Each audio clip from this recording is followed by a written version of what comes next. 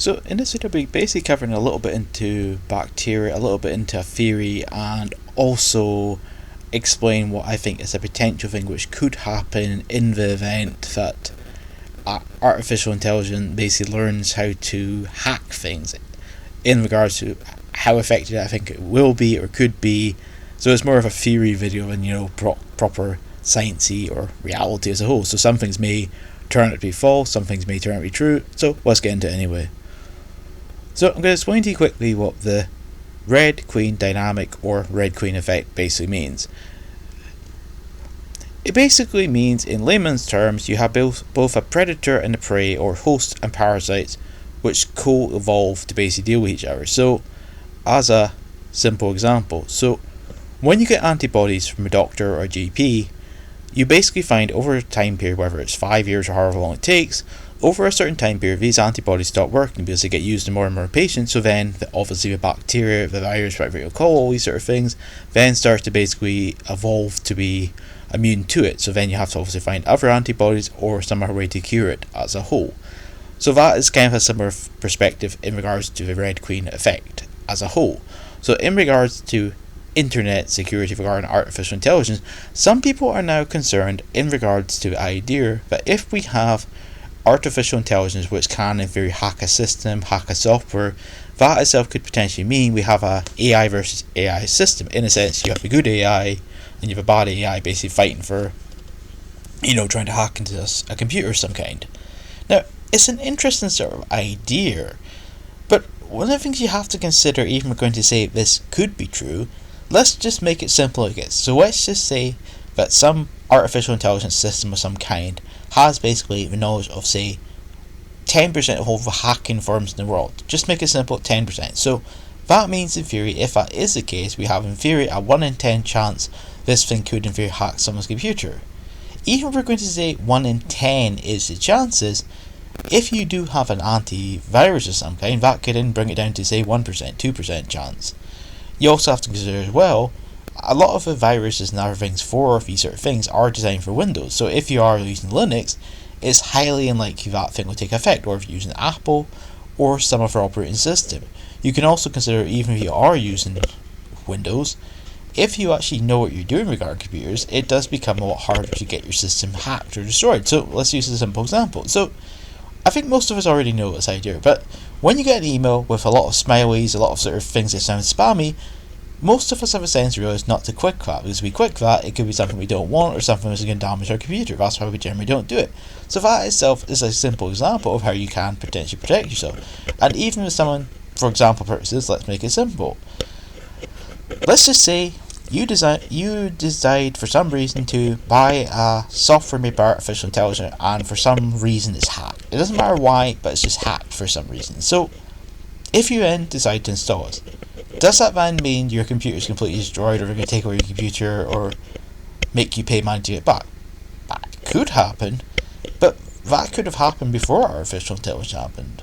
I mean, you have heard of the whole, if you need to pay me like 2 Bitcoin or 5 Bitcoin, or I'll destroy your computer. That's gone on for years. And as well, another thing we have to include into that idea as a whole, a lot of people were lying just to trick people for money, because if they really could do that to you, if you had done something that was actually possible, they'd have probably done it anyway. So in a lot of cases when people claim that, it's just a bullshit to try and scare you into paying money as a whole. And even if you do go down the route and say, okay, I'll give them 1,000, whatever it be, that still doesn't give you a guarantee even if you pay that money if you're going to get it. It might just say, oh, I want another 1,000, or it might keep demanding money until the end of time. That's why in general, a lot of cases, you're best just to use what I said in a past video, back up your stuff, and actually get you back in as a whole. And another thing as well regarding this AI sort of battle theory, as a lot of people seem to be thinking is going to happen. I mean, could it happen? Yeah, it could. But again, even if we're going to say that was going to happen, you would have to have someone with quite a lot of money to waste to do that, which I don't think that many people have that resources. Then you'd have to have another system where people would be willing to spend money to fix it all the time. So you'd have like an AI sort of battle system take place, which I don't think really would happen much, because as well, if you're going to consider someone could, you would have to have an artificial intelligence which is completely not connected to OpenAI, so you have full control over it. You then have to design it to be able to do that, which I don't really think that many people will be able to do. Next, you then have to have some way to try and take down someone else's computer or system. It's a very extreme example, and I can't really see it happening. I mean, maybe in the near future, maybe 5-10 years, maybe it's possible, but for now it's not really possible. You have to consider as well, to power an artificial intelligence, it requires a lot of electricity, a lot of other resources to make it run. You can't just then become some master hacker using artificial intelligence. Now, could you hack someone's system using it? Yeah, of course you could. It isn't that hard. But either way, you could do that same sort of thing without artificial intelligence, to be honest with you. And I think in some cases, people's theories about how bad things are going to get is a lot of cases a bit overblown, based on, with Terminator idea. In the future we're going to have robots that are going to go and exterminate us or try and kill us or something along the lines. I mean, yeah, it's an interesting theory, and for some people I guess it's very, very exciting, but you still have to kind of go back to reality. Can that actually happen? Probably not. You also have to consider another thing which is quite key into artificial intelligence, is how much information is actually right. Is it 10%? Is it 20%? Is it 50%? We don't know. But if you consider how much of it could potentially be wrong, I mean, I've shared this example before, but I still think it's a funny one from Google, and this is to show you how it can work out in reality. So, according to Google's Bard in the past, for a pregnant woman, Google recommends that a pregnant woman should smoke 2 cigarettes. Great, that sounds a good idea. 1 cigarette is bad, 3 is bad, 4 is bad, but 2 is the perfect amount. Now, with how stupid some people are, so how clueless some people are in reality, I would not be surprised in the slightest if I found that someone did do it. Wouldn't put it past someone to do it. Here's another good example from Bard's one. So, one of my friends was basically telling me this about what's actually happened to his son in regards to following Google's Bard's great computer device. So basically, he had a computing problem. Now, I don't really, to be honest, blame him for it. It's just one of those things. If you're desperate, you sometimes do stupid things. But what happened was, he basically asked Bard how to fix his computer. So he went to Google, typed it in, then Google gave him the wrong information, and when he done that thing, he actually broke his computer. So then my friend had to then fix it. And I'm not really surprised that sort of stuff happening. But if we're going to apply that could happen, which it probably has happened many times if we're going to be honest with people who probably won't admit it, then how exactly can we apply that we're going to have some amazing cyber war between 2 artificial intelligences as a whole, or something like that? I mean, yeah, I'll be honest, it sounds exciting, it sounds interesting, or fascinating, but is that actually going to happen? Are we going to have some AI rumble? Probably not. Because, I mean, even if you were going to say, okay, this guy's very rich, he's got lots of power, he's got lots of resources, wouldn't he do something better? I mean, if he did have all that resources and all that money, would he not have something better to do than set up some master artificial hacking system of some kind? I mean, maybe it's just me, that would make more sense. So I can't really see this theory the person's putting forward that there's going to be some amazing artificial warfare between that, where everything will have to change to deal with new viruses, and they'll have to keep updating all the time.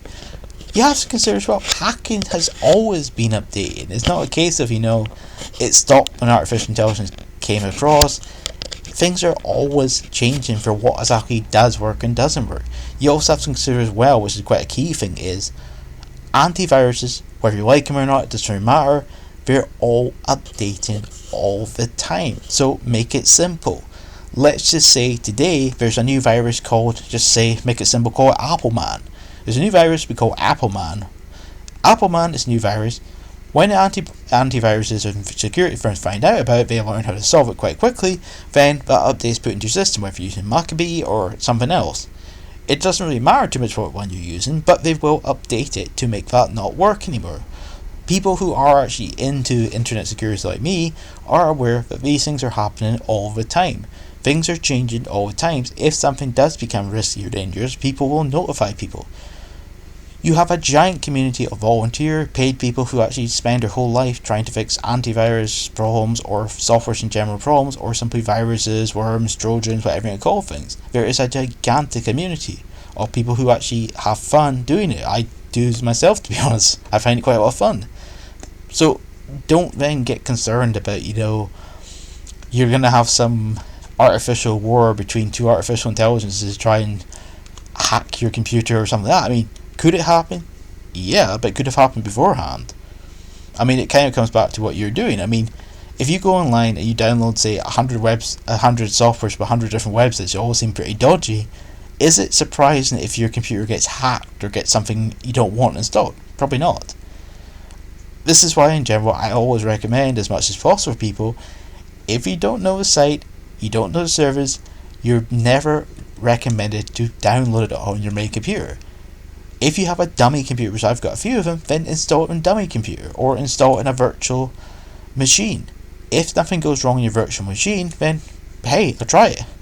But like always, check it with your antivirus, check it yourself.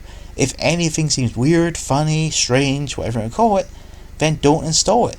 I mean, one of the things you may not know, and please note this does happen, I've actually read a few softwares I was downloading, and I actually just read the files before I installed it, and I'd read sort of sometimes you have a funny file and what it actually say, they'd actually put it in to see if someone was dumb enough to install it.